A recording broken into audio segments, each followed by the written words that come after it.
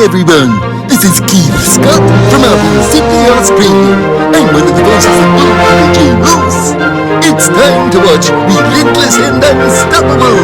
And so give it up for your main hosts, Douglas Kelly and Andy McPhee.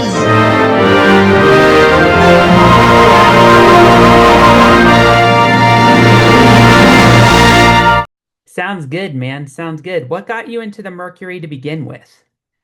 Well, Mercury, is it's like it's to me it's like one of those things you go to Phoenix and you just don't like you can't ignore it, you know? There's billboards everywhere, there's signs everywhere. We've won 3 championships.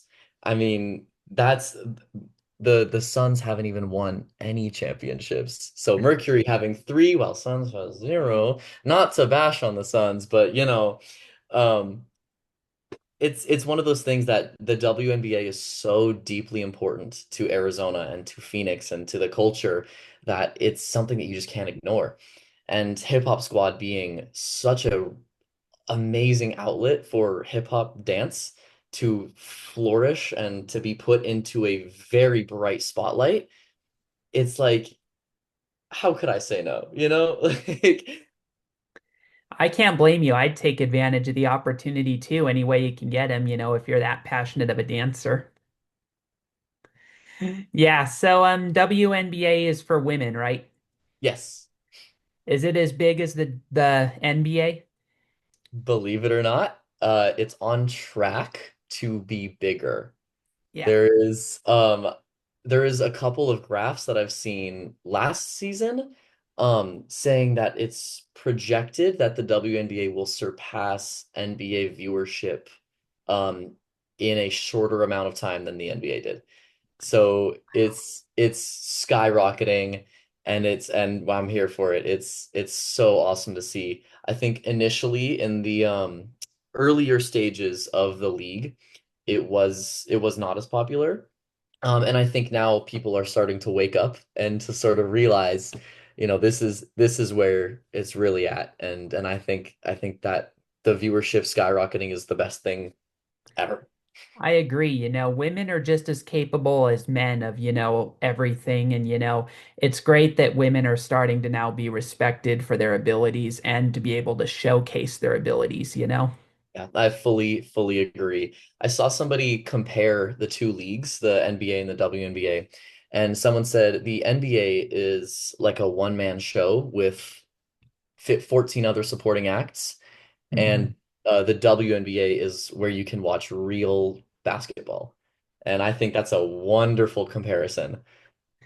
Yeah, I agree. So you're very happy to be, in a lot of ways, supporting the cause for women by being able to do what you love with dancing and all that? Most definitely. If there's any way that the spotlight can shine brighter on the women, then I'm there for it. Yeah, for sure. And if you end up at the championship game, and being able to dance for that, would that be like a dream come true for you? Almost like Oh, Super Bowl for dancing, oh, almost? most definitely. Yeah, that would be amazing. Yeah. How old are you? Just curious. I am 22. You have a lot ahead of you, Nate. Thank you. Yep, and the fact that you're dancing and teaching at 22, not everyone can say that they've developed much skill in such a short time frame that they can now teach people the moves. I really respect that about you, Nate. Well, thank you very much. Yeah, so what are your hopes for the future? And you're welcome, man. Mhm. Hopes for the future, I'd say I want to keep dancing as long as my body physically lets me. Um, yeah, I think Arizona is a very, very, very great place to like really flourish a dance scene.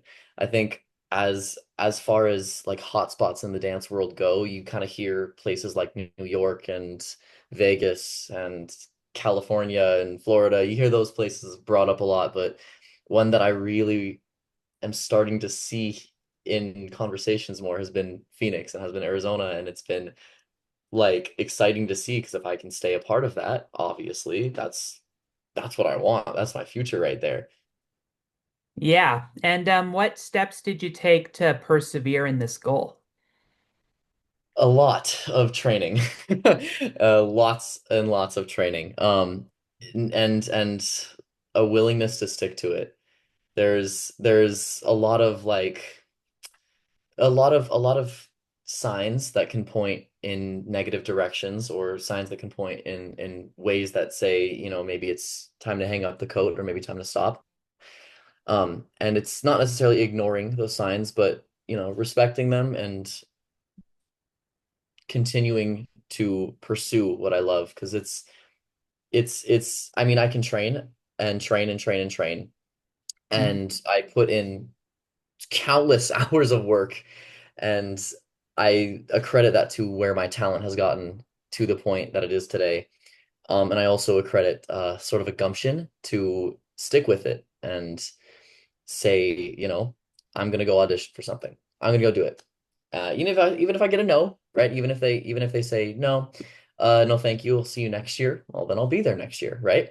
Mhm. Um, I think it's perseverance. That's the word I'm looking for. Perseverance. Mhm. Um, and yeah, I think my parents have instilled upon me at a very young age that always have a backup plan. Um, and I've taken their advice to some extent. I did get my degree, or a bachelor's degree in genetics.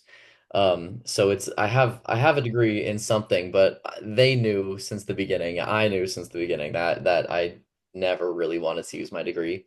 Um, Mm. I kind of had a very long conversation with them, I think right before I started university, and I said, look, I know this having a backup plan is good, um, but I don't really want to use the backup plan, and I'm not going to prioritize my backup plan. Um, and that was a nice conversation we had because I'm fortunate that they respected that decision of mine. I still managed to get the graduation and to still get the degree. But it was never a priority for me. If there was a gig or a job or an audition same day as an exam, well, taking the exam later. Or I'll email the teacher or professor and say, hey, I planned a wedding for this years ago, send, and then, make up some excuse so I can go audition because, I knew this was what I wanted to do. And my degree was never going to be a priority. Still was going to get it and have it, but it was not a priority for me. And I think that having that conversation with my parents was helpful. We came to the understanding that, um, to me, dance is everything, and it's going to be my everything, and I'm not really going to stop until it is my everything. Gee, that's all we have for Relentless and Unstoppable. So tune into the next episode to hear more amazing stories from amazing guests. This is Keith Scott from Sydney, Australia saying so long and I'm smarter than the average bear. Gee.